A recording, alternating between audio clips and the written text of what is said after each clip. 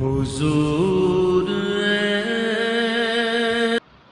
اعوذ باللہ من الشیطان الرجیم بسم اللہ الرحمن الرحیم مولا صلی وسلم دائما ابدا علی حبیبک خیر الخلق کلہم۔ محترم خواتین و حضرات، سن 8 ہجری کے اندر رحمت عالم صلی اللہ علیہ وآلہ وسلم نے غزوہ تبوک کا اعلان فرمایا۔ عمومی طور پہ رحمت عالم صلی اللہ علیہ وآلہ وسلم جنگ کی تیاریوں کو مخفی رکھتے، لیکن غزوہ تبوک کے موقع پر رحمت عالم صلی اللہ علیہ وآلہ وسلم نے آپ نے اعلانیہ طور پہ تیاری کرنے کا حکم ارشاد فرمایا اور واضح کر دیا کہ ہم تبوک کی طرف جا رہے ہیں۔ محترم خواتین و حضرات، اس کی چند ایک وجوہات تھی۔ ایک تو تبوک کم و بیش 700 کلومیٹر کی دوری پہ تھا، اور ایک روایت کے مطابق 900 کلومیٹر کی دوری پر تبوک شہر واقع تھا، اور یہ اس وقت کی بڑی سپر پاوروں میں سے ایک سپر پاور ملک تھا، اور یہ غزوہ انتہائی سخت گرمی کے موسم میں پیش آیا۔ گرم لو چلتی تو جسم کی کھال کو جلا کر رکھ دیتی تھی۔ صحرائے عرب کا سورج سارا دن ایسی آتش کرنیں برساتا رہتا تھا کہ زمین تانبے کی طرح تپ جایا کرتی تھی۔ لشکر اسلام کا مقابلہ کسی صحرائی قبیلے سے نہ تھا جس کے جوانوں کی تعداد چند سو یا چند ہزار تھی، بلکہ اس وقت مقابلہ سلطنت روم سے تھا، جو اس وقت کی دو عالمی طاقتوں میں سے ایک طاقت تھی۔ محترم خواتین و حضرات، اس وقت بہت ہی قحط سالی کا عالم تھا، سخت گرمی تھی۔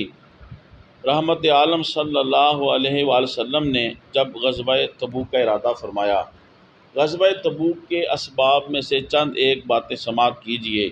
محترم خواتین و حضرات، رحمت عالم صلی اللہ علیہ وآلہ وسلم نے جب عرب کے مشہور قبائل کو شکست دے دی، جن میں سے کفاران مکہ اور اسی طرح قبیلہ حوازن، غزوہ حنین، یہ تمام قبائل کو جب مسلمانوں نے شکست دی، تو تبوک اور دوسری عالمی طاقت کو یہ ڈر تھا کہ ایک دن مسلمان ہمارے اوپر بھی چڑھائی کر کے ہمیں بھی شکست سے دو چار کر دیں گے۔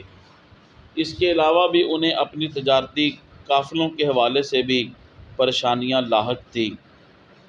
رحمت عالم صلی اللہ علیہ وآلہ وسلم کو خبر ملی کہ روم ایک بہت بڑا لشکر جو ہے وہ مسلمانوں کے اوپر حملہ کرنے کے لیے تیاری کر رہا ہے۔ اس قسم کی خبریں رحمت عالم صلی اللہ علیہ وسلم کو موصول ہوئیں۔ فروہ بن عمر، یہ قبیلہ جذام کی ایک شاخ بنو نفاسہ کا امیر تھا۔ عہد نبوت میں قیصر نے اس کو اپنی قوم کا حاکم مقرر کر دیا۔ فروہ بن عمر نے رسالت مآب صلی اللہ علیہ وسلم کے دستے حق پرست کے اوپر جو اسلام قبول کر لیا۔ فروہ بن عمر نے ایک خط رحمت عالم صلی اللہ علیہ وسلم کی طرف بھیجا، جس کے اندر اس نے مسلمان ہونے کا اور رحمت عالم صلی اللہ علیہ وسلم پر ایمان لانے کا اس نے اعلان کیا، اور ایک سفید رنگ کا خچر بطور نذرانہ رحمت عالم صلی اللہ علیہ وسلم کی بارگاہ میں پیش کیا۔ قیصر کی حکومت کو جب علم ہوا کہ اس کے مقرر کردہ گورنر نے اسلام قبول کر لیا ہے، تو اس نے ابو شمر غسانی کو حکم دیا کہ وہ جائے اور فروہ بن عمر کو غداری اور خیانت کے ارتکاب کی جرم میں گرفتار کر لے۔ چنانچہ ہرقل نے بڑے جتن کیے کسی طرح فروہ بن عمر کو اسلام سے برگشتہ کر دے، مگر فروہ بن عمر رضی اللہ تعالی عنہ نے قیصر کی تمام مساعی کے باوجود استقامت کے ساتھ اسلام کے اوپر ڈٹے رہے، یہاں تک کہ قیصر کے حکم سے پہلے فروہ کا سر تن سے جدا کر دیا اور پھر اسے سولی پر لٹکا دیا۔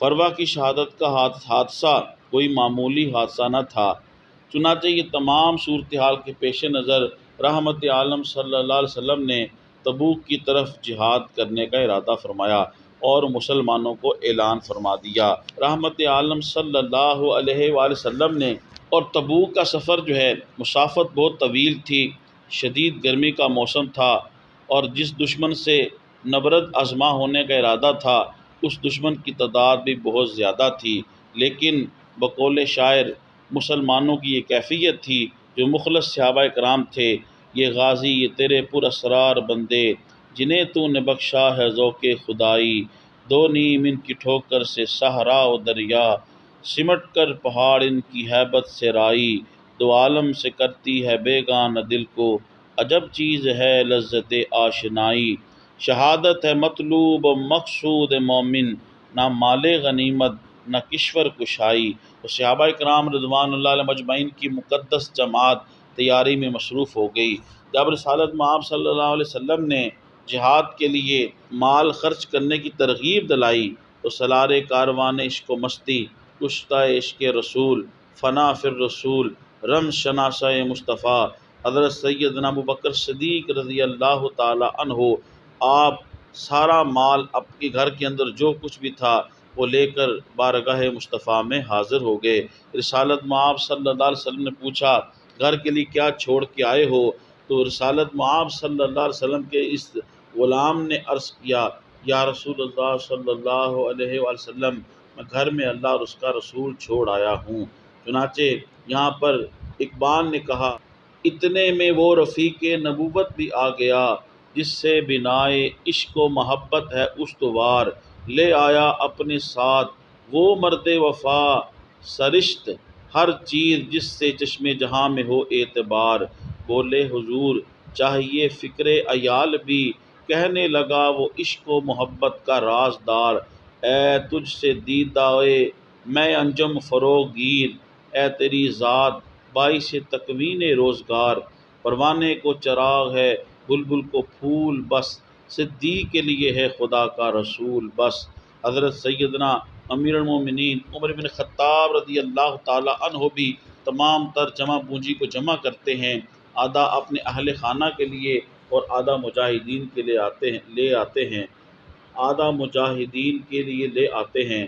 حضرت عبد الرحمن بن عوف رضی اللہ تعالی عنہ بھی بارگاہ مصطفیٰ کے اندر حاضر ہوتے ہیں، مال جو ہے وہ جہاد کے اخراجات کے لیے حضور کی بارگاہ میں حاضر کر دیتے ہیں۔ حضور علیہ السلام عبد الرحمن کے لیے دعائے برکت فرماتے ہیں، اور حضور کی دعائے برکت کا پھر ایسا اثر ہوا کہ آپ نے پھر کئی سو گھوڑے اور کئی ہزار درہم و دینار آپ نے اللہ کی راہ میں خرچ کیے۔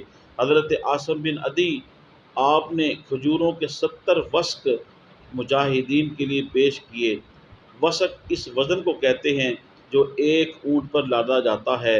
حضرت سیدنا عثمان غنی ذو النورین رضی اللہ تعالی عنہ، آپ نے مجاہدین کے لیے بے شمار سواریاں، اسلحہ، زرہیں اور ضروریات جہاد مہیا کی۔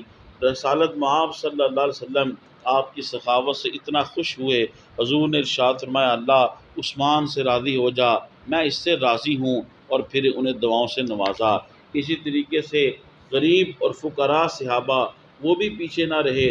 حضرت ابو عقیل انصاری رضی اللہ تعالی عنہ، انہوں نے ایک یہودی کے باغ کو سیراب کیا، کنویں سے پانی نکال کر، اور اس باغ کو سیراب کرنے کے عوض میں انہیں 2 سا کھجوریں ملی۔ چنانچہ آپ آدھے اپنے اہل خانہ کے لیے چھوڑ آئے اور آدھے رسالت مآب صلی اللہ علیہ وسلم کی بارگاہ میں لے آئے، اور مجاہدین کے لیے آپ نے حضور کی بارگاہ میں حاضر کر دی۔ رسالت مآب صلی اللہ علیہ وسلم ان اپنے اس صحابی کے اس خلوص کو دیکھتے ہوئے آپ صلی اللہ علیہ وآلہ وسلم نے صحابی کو حکم دیا، حضرت ابو عقیل انصاری رضی اللہ تعالیٰ عنہ کی جو کھجوریں ہیں یہ تھوڑی تھوڑی سی، جتنے بھی ڈھیر لگے ہوئے ہیں سامان خرد و نوش کے، تمام ڈھیروں کے اوپر رکھ دی جائیں۔ اس شخص کے خلوص کی برکت سے اللہ تعالیٰ ان تمام صدقات کو قبول فرما لے گا۔ محترم خواتین و حضرات، بقیہ واقعہ انشاءاللہ العزیز اگلے پروگرام کے اندر میں عرض کروں گا۔ تبلیغ دین کی نیت سے میرے اس ویڈیو کو زیادہ سے زیادہ شیئر فرمائیں، میرے یوٹیوب اسلامک چینل کو سبسکرائب فرمائیں، یوٹیوب پہ کمنٹس کریں، بیل آئیکن کو ضرور کلک کریں۔ اللہ پاک آپ کو جزائے خیر دے۔ السلام علیکم ورحمۃ اللہ وبرکاتہ۔